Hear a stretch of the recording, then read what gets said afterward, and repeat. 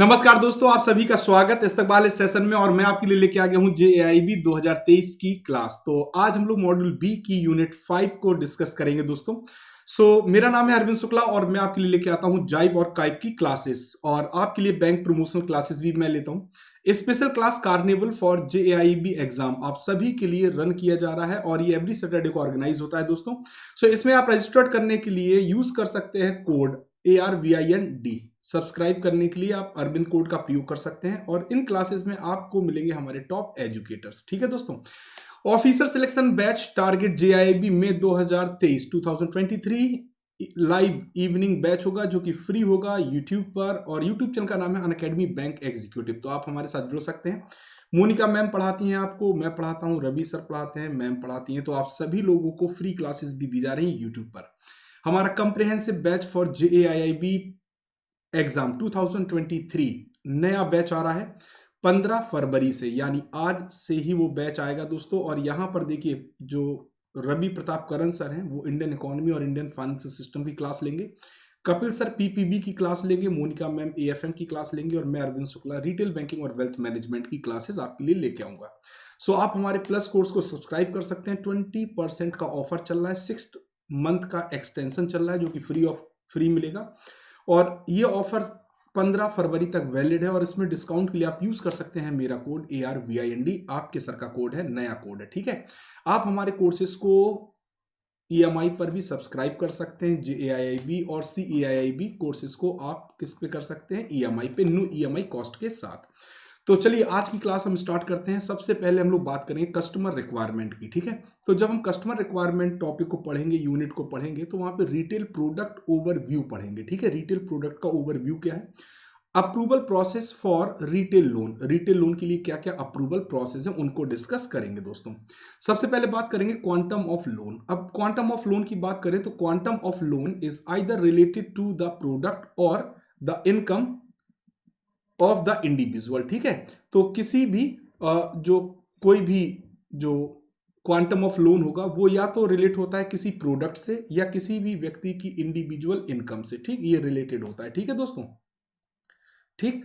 इसके बाद अगर हम बात करें, the quantum is expressed as 12 time of monthly income in case of the loan for personal expenses. यानी अगर आप पर्सनल लोन ले रहे हैं, कौन सा लोन ले रहे हैं? पर्सनल लोन अगर आप लेना चाहते हैं तो जो आपकी मंथली इनकम होगी, क्या होगी? मंथली इनकम होगी। जो भी आपकी मंथली इनकम होगी उसका 12 टाइम्स आपको लोन के तौर पे मिल जाएगा। ठीक, ये क्वांटम कहता है पर्सनल लोन के बारे में। इसी प्रकार जब हम व्हीकल लोन की बात करते हैं, ऑटो लोन की बात करते हैं, तो जो आपकी एनुअल इनकम होती है, क्या होती है? एनुअल इनकम होती है। जो एनुअल इनकम आपकी होगी, ठीक है, जो भी एनुअल इनकम होगी उसका 4 टाइम्स, कितने टाइम्स? 4 टाइम्स आपको क्रेडिट प्रोवाइड किया जा सकता है। ठीक। हाउसिंग लोन के बारे में, जब हम हाउसिंग लोन की बात करते हैं, हाउसिंग फाइनेंस की बात करते हैं, हाउसिंग लोन की बात करते हैं, तो इस केस में क्या होता है? जो भी आपकी मंथली इनकम होती है, क्या होती है? मंथली इनकम होती है। जो भी मंथली इनकम होगी उसका 48 टू 60 टाइम्स आपको क्या मिल जाता है? लोन मिल जाता है। ठीक। मार्जिन में very from 15 to 30% of the value of assets. ठीक। और यहाँ पे मार्जिन भी वेरी करता है 15 से 30% तक का किसी भी एसेट की वैल्यू के आधार पे। ठीक है। और ये डिपेंड करेगा टाइप ऑफ लोन और स्कीम पर। ठीक दोस्तों। इसके बाद अगर हम बात करें तो जो पेमेंट पीरियड होता है, जो आप लोन लेते हो उसे कितने समय में बैंक को वापस करना है, the repayment period may vary from 3 year to 30 years depending on the purpose। ये 3 साल से लेके 30 साल तक हो सकता है। आपको डिपेंड करेगा कि आप किस टाइप का लोन ले रहे हैं, आपका पर्पस क्या है, उस पर ये निर्भर करेगा। होम लोन होगा तो वो लॉन्ग टर्म के लिए ज्यादा होगा। अलग अलग लोन है, यहां पे हम डिस्कस कर लेते हैं। लोन फॉर पर्सनल एक्सपेंसेस, यानी जब आप पर्सनल लोन लेते हैं तो आपको 3 साल तक के लिए लोन अमूमन मिल जाता है। ठीक। आगे अगर हम बात करें, जब हम ऑटो लोन की बात करते हैं तो ड्यूरेशन 5 से 7 साल होता है। हाउसिंग लोन की बात करें तो 5 से 30 साल तक के लिए आपको लोन मिल जाता है। ठीक। आपका पर्पस बहुत इंपॉर्टेंट होगा। आपका पर्पस के ऊपर निर्भर करेगा कि आपके लोन का ड्यूरेशन क्या होगा। ठीक है दोस्तों। अब हम कस्टमर रिक्वायरमेंट को समझ लेते हैं। अभी तक हमने क्वांटम ऑफ लोन को समझा। अब कस्टमर रिक्वायरमेंट की बात करें तो let us first try to understand the customer segment first before discussing about their requirement. तो जब भी आप कस्टमर रिक्वायरमेंट को समझना चाह रहे हैं, डिस्कस करना चाह रहे हैं, तो आपको समझना पड़ेगा, अंडरस्टैंड करना पड़ेगा कस्टमर का सेगमेंट क्या है ना। तो सबसे पहले आपको कस्टमर का सेगमेंट समझना पड़ेगा। Broadly customer are segmented based on their income. जो मैक्सिमम आप कस्टमर्स को समझना अगर चाहेंगे उनको कि उनको लोन किस लेवल का चाहिए, तो जो सेगमेंट होता है वो उनकी इनकम के आधार पर हम निर्धारित करते हैं एज देयर नीड पिरामिड, और उनकी उसी हिसाब से नीड पिरामिड को भी देखते हैं, will very with the rise in their income level. जैसे जैसे लोगों की इनकम बढ़ती चली जाती है उनकी नीड भी बढ़ती चली जाती है, और उसी हिसाब से फिर हमें प्रोडक्ट भी उपलब्ध कराना होता है। Banks develop and market their product based on this segment and target the relevant segment for maximum conversion of business। तो बैंक क्या करता है, अपने बिजनेस को मैक्सिमम कन्वर्जन के लिए अलग अलग सेगमेंट के अनुसार समझता है कि उस सेगमेंट को कौन से प्रोडक्ट की रिक्वायरमेंट है, वैसा ही प्रोडक्ट बैंक डेवलप करेगा और उसी का मतलब उसी का क्या करेगा, मार्केटिंग करेगा, उसी प्रोडक्ट को उसी सेगमेंट को टारगेट करके पहुंचाएगा। Basic segmentation of customer based on their income level is presented below. अब देखो कैसे आधार पर हम किसी भी कस्टमर की रिक्वायरमेंट को समझ सकते हैं। सो यहाँ पे इन्होंने इनकम लेवल के आधार पर कस्टमर को सेगमेंटेड किया है, ठीक है। सबसे पहले ये जो वैल्यू होगी लाख में है। 2 से 10 के बीच वाले जो लाख वाले लोग हैं वो मास मार्केट होता है। 10 से 50 लाख वाले मास एफ्लुएंट लोग होते हैं, थोड़े धनाढ्य होते हैं।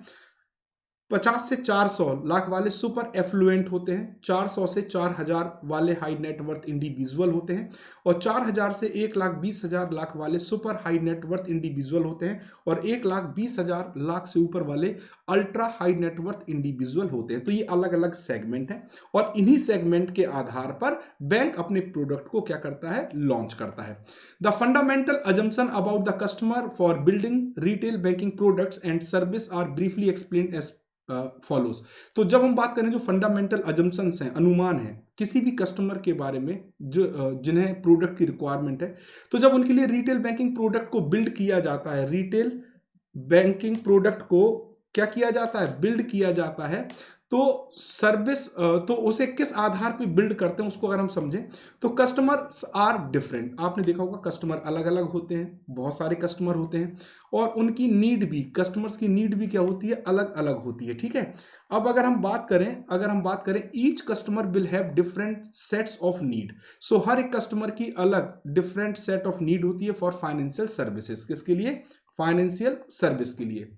The need requirements of customer for financial service will be unique। सो जो कस्टमर की नीड रिक्वायरमेंट है फाइनेंशियल सर्विस के रिगार्डिंग वो भी क्या होगी, यूनिक। हर एक पर्सन की अपनी नीड है और उस नीड को उसके लिए यूनिक वैल्यू रखती है। सो अद्वितीय मतलब नीड हो सकती है किसी भी कस्टमर की, ठीक है।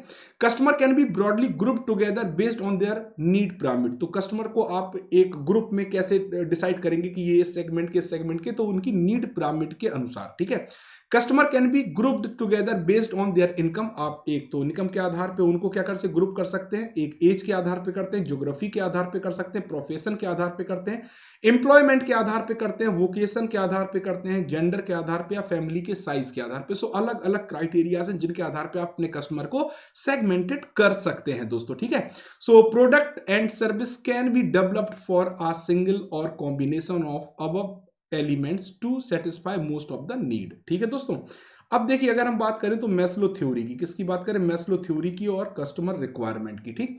तो मैस्लो थ्योरी में अगर हम डिस्कस करें तो सबसे पहले आ जाता है फिजियोलॉजिकल नीड। ये सबसे बेसिक नीड है जहां पर कस्टमर को मतलब बिल्कुल बेसिक वाले प्रोडक्ट चाहिए होते हैं। जैसे अगर आम जिंदगी में बात करें तो रोटी कपड़ा मकान, इसी प्रकार सेविंग अकाउंट या करंट अकाउंट की बात करते हैं तो हम फिजियोलॉजिकल नीड की बात करते हैं। फिर सेफ्टी नीड होती है, फिर बिलोंगिंगनेस एंड लव नीड होती है, स्टीम नीड होती है, सेल्फ एक्चुअलाइजेशन। तो 5 स्टेज होती हैं मैस्लो थ्योरी के तहत, ठीक है दोस्तों। अब देखिए मैस्लो ने डिफाइन किया 5 type of needs for individual, और जो अलग अलग लाइफ के स्टेज में आती हैं। The need start from the basic requirement and move up to the value chain during the life stage progression. और ये जिंदगी जैसे जैसे आगे बढ़ती है या आपकी इनकम लेवल बढ़ता है उस हिसाब से आगे बढ़ता चला जाता है। Obviously the need ladder will also move up with the change in the life stage of the customer. किसी भी कस्टमर की लाइफ स्टेज में अगर आप चेंज की बात करते हैं तो ये मूव अप होता है, ऊपर की तरफ जाती है। If bank structure products and services to match the different stage in the need spectrum, bank will achieve the twin objective of. अब देखिए क्या ऑब्जेक्टिव होते हैं। पहला ऑब्जेक्टिव होता है कस्टमर सेटिस्फेक्शन बैंक अचीव करता है और अपने बिजनेस को कन्वर्जन कर पाता है अगर वो कस्टमर सेगमेंट नीड के अनुसार अपना प्रोडक्ट लॉन्च करता है। जैसे अगर हम बैंक के लेवल पे बात करें तो फिजियोलॉजिकल जो नीड होती है यहाँ पे core saving account, personal accident cover या हाउसिंग लोन की रिक्वायरमेंट होती है, रोटी कपड़ा मकान। फिर जो सेकंड नीड है इस सिक्योरिटी सेफ्टी नीड, यहाँ पे recurring deposit, fix deposit product की बात करता है बैंक। इसके बाद लाइफ इंश्योरेंस प्रोडक्ट की बात करें तो इंडाउमेंट प्रोडक्ट होते हैं लो प्रीमियम वाले, long tenure high maturity amount होती है, टैक्स प्लानिंग करता है यहाँ पे, म्यूचुअल फंड प्रोडक्ट्स को खरीदता है। इसी प्रकार जब सोशल नीड की बात आती है तो कंज्यूमर लोन की बात होती है, पर्सनल लोन की बात होती है, होम लोन की बात होती है, कार लोन की बात होती है, हेल्थ पॉलिसीज की बात होती है ना। सो ये सब यूलिप प्रोग्राम की बात होती है, सोशल नीड में आते हैं। ठीक, इसी प्रकार एस्टीम नीड की बात करें तो special term deposit product, term insurance product है ना, और आप अपने घर के इंप्रूवमेंट या होम डेकोर के लिए जो लोन लेते हैं वो सब आ जाते हैं। सेल्फ एक्चुअलाइजेशन नीड में पेंशन लोन्स आ जाते हैं, रिटायरमेंट सोल्यूशन आ जाते हैं, पेंशन प्लान एंड इंश्योरेंस आ जाता है, senior citizen term deposit products आ जाते हैं। तो इनको याद रखिएगा, इनसे रिलेटेड एक क्वेश्चन आपके एग्जाम में पूछा जाता है। ठीक है दोस्तों, तो ये थी आज की हमारी क्लास जो हम आपके लिए लेके आए थे, और आप हमारे कंप्रिहेंसिव बैच को ज्वाइन कर सकते हैं JIIB एग्जाम 2023 के लिए, जो कि स्टार्ट हो रहा है आज से, यानी 15 फरवरी से। तो फटाफट सभी लोग जुड़ जाइए। यहां पर आपका पहला पेपर 1 की क्लासेस कौन लेंगे, पेपर 1 रवि सर लेंगे। पेपर 2 की क्लासेस कौन लेंगे, पेपर 2 की क्लासेस कपिल सर लेंगे। पेपर 3 की क्लासेस कौन लेगा, मोनिका मैम। और पेपर 4 की क्लासेस अगर हम बात करें तो कौन लेंगे, हम लेंगे, यानी अरविंद सर। ठीक है, सो यहां पर 20% का डिस्काउंट भी चल रहा है और 6 मंथ का फ्री एक्सटेंशन भी चल रहा है। बस आपको यूज करना है अरविंद कोड, और इस सुनहरे मौके का फायदा उठाना मत भूलिएगा दोस्तों। सो यहां पे हम लोग अपनी क्लास को रोकेंगे। All set, let's crack it. Thank you very much दोस्तों।